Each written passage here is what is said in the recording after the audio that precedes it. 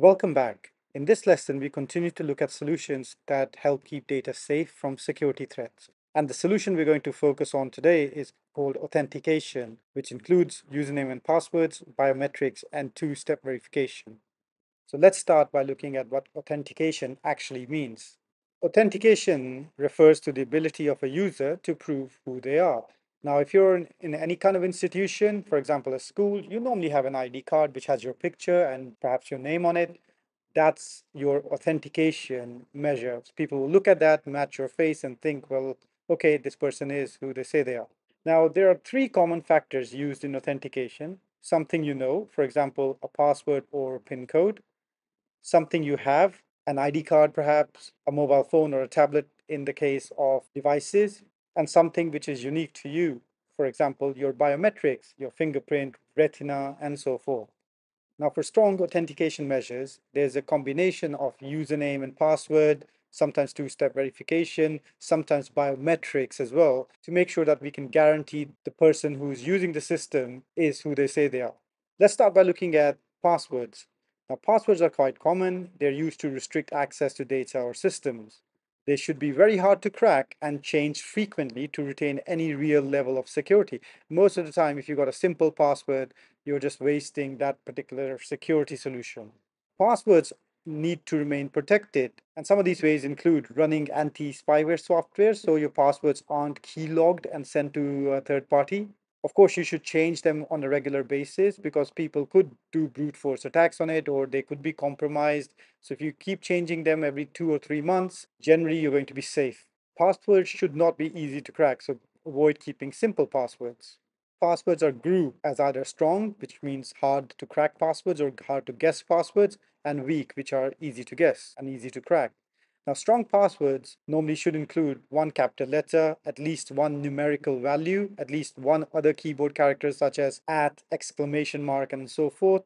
And an example of a strong password would be something on screen which is so complicated that someone won't be able to guess it.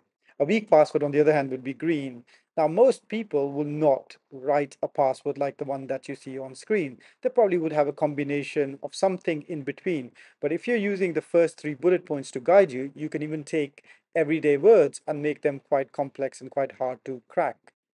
Now, in addition to keeping passwords strong and following those rules, there are a number of other ways where you can keep passwords secure. First is to combine them with a username, because if the username and the password combination isn't correct, that provides an extra level of security and access is denied in this particular case if they don't match. Many systems also ask for a new password to be typed in twice as a verification check so you don't make a mistake while you're typing the original password. And in order to help protect the system, users are only allowed to type in their password a set amount of time, a finite number of times. Usually 3 times is the maximum number of tries allowed before the system locks the user out. After that, the user, even if they type the correct password, won't be allowed in. They have to reset their password. It's usually necessary to use that username and password combination for most systems. This is because it provides you with an additional security level since the username and password must match up for a user to gain access. So it provides both authentication and access. Chances are the username is the authentication method and the password grants you access. Now, there's even a better method than passwords because passwords you have to remember and you have to type in and they can be brute force attacked. Biometrics, on the other hand, work exactly like passwords as a mean of both identifying and granting access. So it's kind of like a username password combination. Biometrics rely on the unique characteristics of human beings, and they include fingerprint scans, retina scans, face recognition, voice recognition, and in some cases, even gait, which is the way you walk, recognition. Biometrics is used in a number of applications as a security device. For example, your phone can be unlocked by a fingerprint scan or perhaps by a face scan. Face recognition often works in industry as well, and an even better way is retina scans, which is even more unique and more difficult to crack. And this allows access to secure areas like labs and buildings and so forth. So, how does fingerprint recognition actually work? Well, images of fingerprints are compared against previously scanned fingerprint images, which are normally stored in a database. If they match, then the user has been correctly recognized and access is granted. So the system compares patterns of ridges and valleys that are unique to each fingerprint.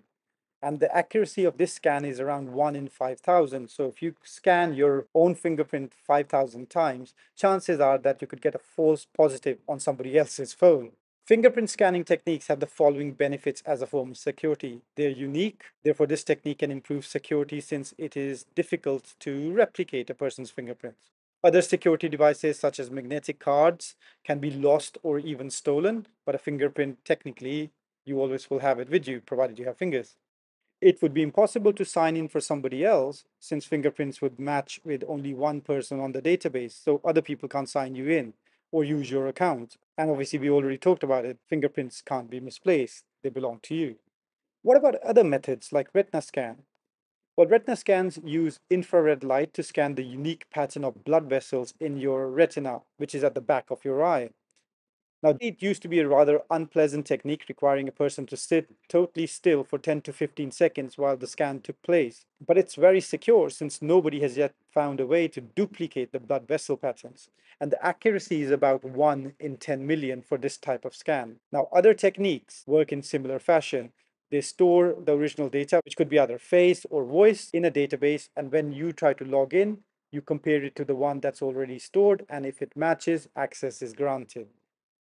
On screen, you will see a summary of the benefits and drawbacks of each type of biometric technique. So pause the video and go through these and make sure that you understand why face recognition is better than perhaps a retina scan and where retina scan could be very useful compared to a face scan. And similarly, voice recognition, fingerprint scans, you should be aware of pros and cons of each one. They operate the same way. You record some data, then you next time you try to log in, it tries to match, and if it matches, access is granted. But pause the video to go through the benefits and drawbacks. Hopefully you got those down. Let's just have a look at how an authentication system using a biometric device would work. So what's a biometric device? Well, it's a device that allows the user to record and input a biometric password. So chances are it could be a camera or a fingerprint scanner, things like that. So in our case, we've got a retina scanner, and the retina scanner will capture the blood vessel pattern in your eye. It'll convert it to digital form using an ADC. A microprocessor will then take that data and compare it to whatever's pre-stored in a database. And if it matches, it will send a signal via the digital to analog converter to a security door, which will either open or close. It will also send a signal which is sent to the LED lights, which is perhaps on the scanner and indicates whether a door is locked or open. Now, all the other biometric devices, fingerprint scanners, face scanners, voice scanners, work exactly the same way. Capture data, convert via an ADC, send to a microprocessor, which then analyzes it by comparing it to what's stored in the database. And if it matches, sends a signal to an actuator via a digital to analog converter. Biometrics isn't the only way of authentication. Another common method these days is two-factor verification, or most commonly known as one-time password, OTP. Two-step verification requires two methods of authentication to verify a user, and it's used predominantly when a user makes an online purchase using a credit or a debit card as a payment method. So whenever you're using a financial transaction or you're trying to log into something sensitive, expect a OTP to come to your phone or an email account, which you have to type in. So on screen, you see an example. We can type our username in, we can type our password. That's the first method. That generates an 8-digit one-time passcode or OTP, and that perhaps goes to your phone or to an email account, and then you will have to enter that in, and that gives you peace of mind that if somebody cracked your password, they still won't be able to enter the OTP because that comes to your device or to your email account. Of course, nothing is foolproof. People could just have access to your phone and they've cracked your password, and then they can get access to two-step verification as well. However, for most people, this is much more secure than a single verification method rather than a single authentication method. Okay, that's all for this particular lesson. Hopefully you can answer the following questions. What is meant by authentication? What are the three common ways to authenticate a user? Describe how biometrics can help keep data safe. How does a retina scanner operate? And finally, in addition to long and complex passwords, what else should be done to reduce the risks related to password authentication? Okay, that's all from me for this lesson. As usual, if you have any questions, please ask them in the comments, and I'll see you in the next one.